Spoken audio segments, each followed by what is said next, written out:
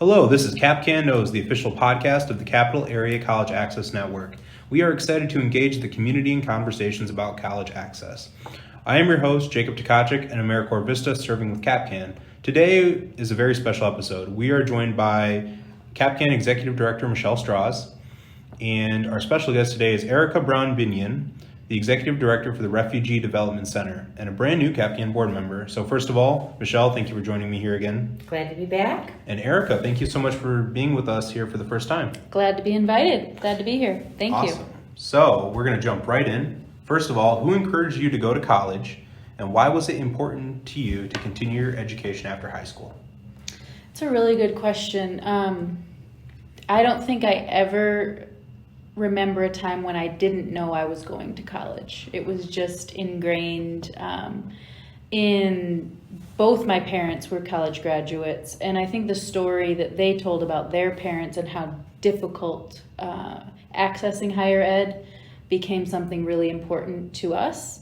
And my grandfather, his family came over from Ireland after the potato famine, and he rose from out of very dire poverty to being a civil engineer, and Wow. in Michigan actually helped build the first Buick plant in Flint, where I'm from. Wow. So it was really important to me, that history and carrying on that tradition, and just knowing there was never a question. I was going to college. It was just a matter of where and what I might study. Yeah. All right. Well, thank you for sharing that. It's very cool to have that ingrained in your heritage right there. Yeah, and I also recognize it's not ingrained in everyone's. And just knowing what is available and out there post-secondary is really important to be able to share. So I think having a mentor or someone to look up to or some role model is key. And I was privileged to have that in my own family.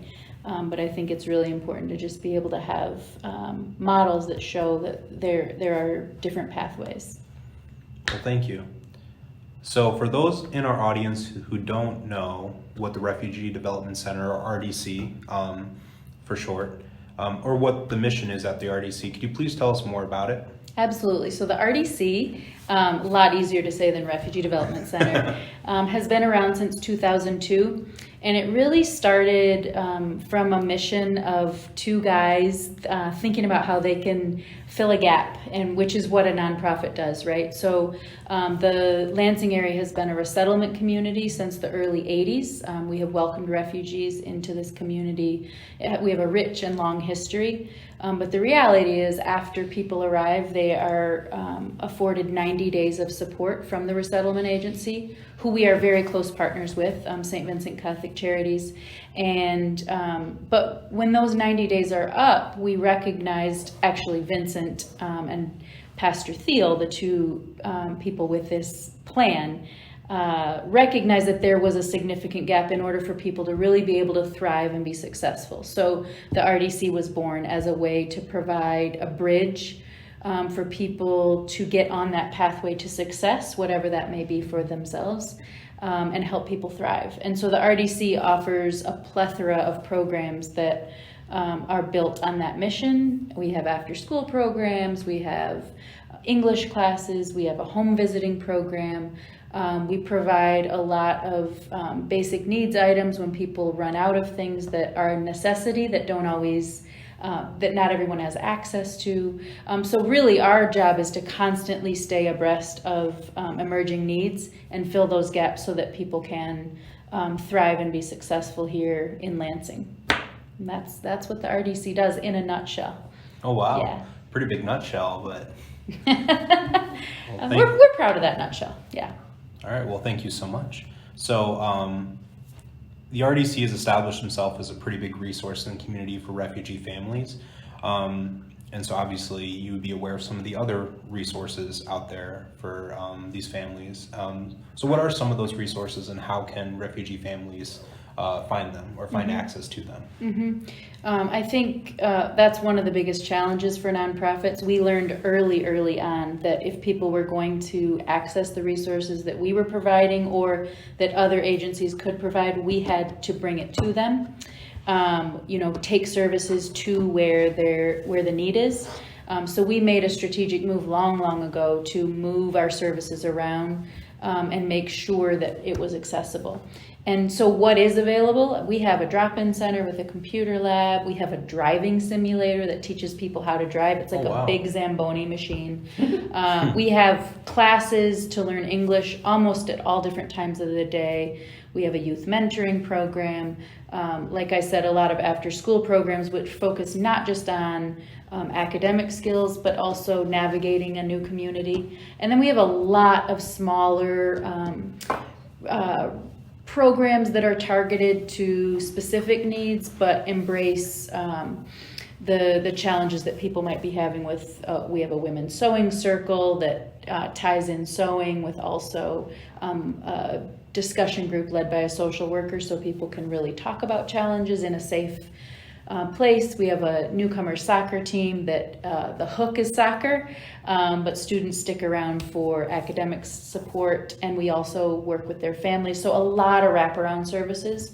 But also, besides just what the RDC provides, our goal is to try to bridge families with services that are already here, but ensure that they're offered in a culturally competent way. So we don't want to recreate any programs that already exist. We're not here to duplicate any services, but really connect. So we see ourselves as a connector, and one of the ways we do that is knocking on a door and letting people know with an interpreter that can speak the language and can explain programs in a way that is appropriate to that family. That helps. We don't have a problem with recruitment because of that. So we have, our programs are pretty full, which is awesome.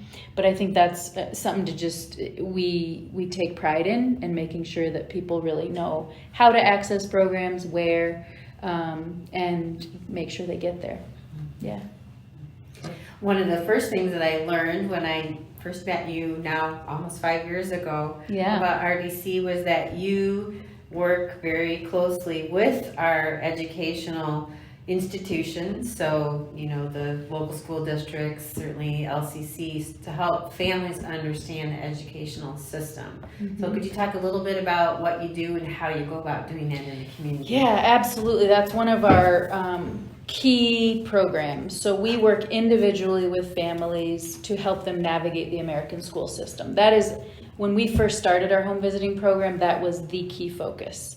It's grown significantly since then, but we have a curriculum that has been designed to address some of the things that we might take for granted because we grew up in the American school system, but things that are very different from what many of our families have experienced before or have not experienced, because not all of them have been afforded the opportunity to attend a formal schooling situation. Some have not had that opportunity. So everything from how to read a calendar on a school website, or how to communicate effectively with a teacher, or how to involve yourself as a parent, which may not be something you're traditionally used to, or how to make sure that you know your child is doing their homework and what homework is there. And so we try to listen really closely to what families say they need and address those concerns. So first and foremost, we listen to them and ask, what challenges are you having? But we take that foundational curriculum that are the key components to making a school environment successful, especially from the family's perspective, and make sure they have access to it. So we have it translated, a whole booklet of lessons translated into that family's language, but we also conduct home visits where we bring an interpreter and they teach that information with one of our staff, and allow opportunity for discussion. So it's really been wonderful for families to feel more connected to and supported in their school and their school district and just their community, so that they know they have someone to turn to if they need support, because it's quite new. Everything is new, and having a place where they can go to get resources is really beneficial. Yeah. So one of the primary focuses of Kapkan is to help assist people in coming together to connect the dots and understand those systems, policies, procedures across different sectors and different disciplines.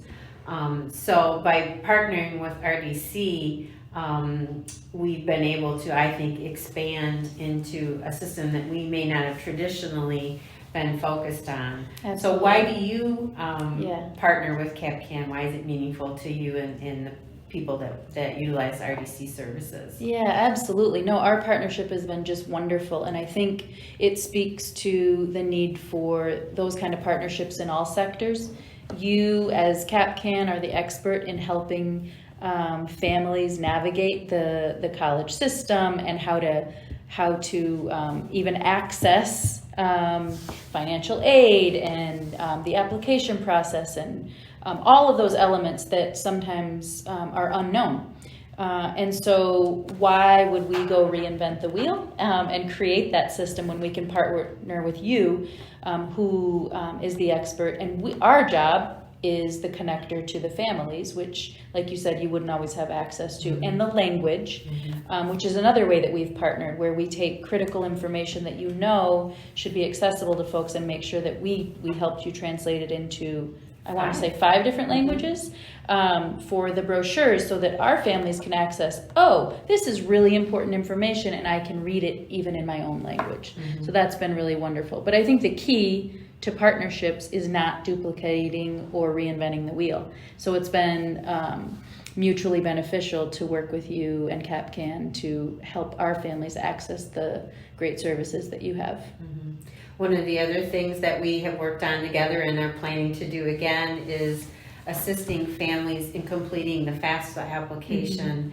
And I know in our experience in working during the school day with students, we sometimes run into some language barriers for just completing the FAFSA with them. But then when we bring in the parents, we have to help not only translate the form, but also help them understand the process and why it's so important. So talk a little bit about what we've done in the after school programs and trying to link FAFSA specifically. Yeah, I'll never forget the first time we did that. There was one student there who had talked to us a lot about what he wanted to do in college if he could ever go, and it was always the if. And I remember sitting down with him as you were doing the FAFSA workshop, and his eyes just lit up, and it was like a aha moment of, it's not if, it's I can. And I think that was the learning experience for him. So it's been great to provide our after school students, who we work with over, I want to say 200 students a year. Not all of them are 11th or 12th graders preparing at that time for college, but opening up the idea that college is accessible to all of them has become part of one of our workshops that we have integrated even into our elementary school programs. And it stems from the work that we did together, where we are opening that door for students and helping them fill out the FAFSA in a culturally competent way, where they have access to language support. So I think that same meeting, I remember working with another family who came in, and of course the parents didn't have their own email address, so we had to explain what we were going to do and why this email was so important to them to be able to track the information that their student was going to get from their college. So another layer of understanding a system that is important to helping support their students to make that possible. Absolutely. And as the agency providing services, knowing what those layers are. So we've built in literacy in computers, so that families have access to that. You need to know how to utilize the computer and how to use email, and that's kind of a foundational step. But those are some of the ways that we it's a kind of a joke at the RDC that we're always creating something new. But that's because we're always focused on what are the needs of our families and our students, and trying to really tap into what they're telling us, like computer literacy. Yeah, definitely. Yeah. So what else do our listeners need to know about refugee students in our community so that we can all together support their success? Well, I think it's really important to understand that we have a large population of refugees in our community. Typically, we have welcomed about 600 new people every single year to this community. That has changed in the last 2 years due to our federal administration and their policies, but traditionally over the course of the last several decades, that has been a population that we've welcomed here, and it's very, very diverse. We have folks from Afghanistan, Sudan, Iraq, Burma, Bhutan, Eritrea, just to name a few off the top of my head. We have a really diverse community here. And one of the things that I think we should all be really proud of is that families stay. So it's very common in other resettlement cities for refugee families to maybe come and then go to a city where they're more familiar or they have family members. But what we found is that because services are available here in Lansing, and we work so closely with other agencies that provide services like Kapkan and partner rather than duplicate, I feel like families feel more connected and in tune with what resources can help them be successful, and they've stayed. So our families are here for the long term. They are typically working within 60 days of arrival, and they often are pooling their money together. Unlike what we may do, they may pool it with extended family, and then they're purchasing houses. And we are so lucky to have such a diverse population here in our great city. And I think adding the cultural vibrancy to our schools has been something that is hard to replicate, and we're pretty lucky to have that population here. Yeah. And I think that some of the influence that you've had on us is that we've been able now to hire college advisors through the AmeriCorps program that more closely fit and align with the diversity that we have in this community. So we now have, bilingual advisors because their native languages are representative of the community, and that's exciting actually, to be able to know that service is now also on the ground, in addition to the translation services that you can provide as we partner together as well. Yeah, absolutely. And that goes back to having a role model and a mentor, someone that you can look up to and relate to, and that's so important. I'm so grateful that you're able to have that in the schools. We're very fortunate to have, obviously great partnership with MSU and U of M and Advise Michigan to really expand the kind of diverse capacity that we have in the last 2 years. That's great. Yeah, great. Thank you. Well, thank you again so much. But unfortunately, and I know we could talk about this for a while, I would love to, but our time is running out. And I have one last question for you. So we end every interview with Kapkan Knows, where you would state your name and what you know. So I ask you, Ms. Binion, who are you and what do you know? Well, my name is Erika Brown-Binion, and I know that it's incredibly important to have positive role models that we can all aspire to. And I have been really lucky in my life to have that. And I know that the services that are available in our great community will help our students on their pathway to success. All right, well, thank you so much. Thank you, Michelle, for joining me here again today. You're welcome. And Erika, thank you so much for sharing all that information with us. Thanks so much for having me. Yes, I think everybody who listens to this will find that very compelling. So thank you again. It means a lot. For more information on Kapkan, please be sure to follow us on Facebook, Twitter, or Instagram. The links will be in the video description below. Or visit our website at kapkan.org. Thank you all for listening to us today, and we will see you again very soon.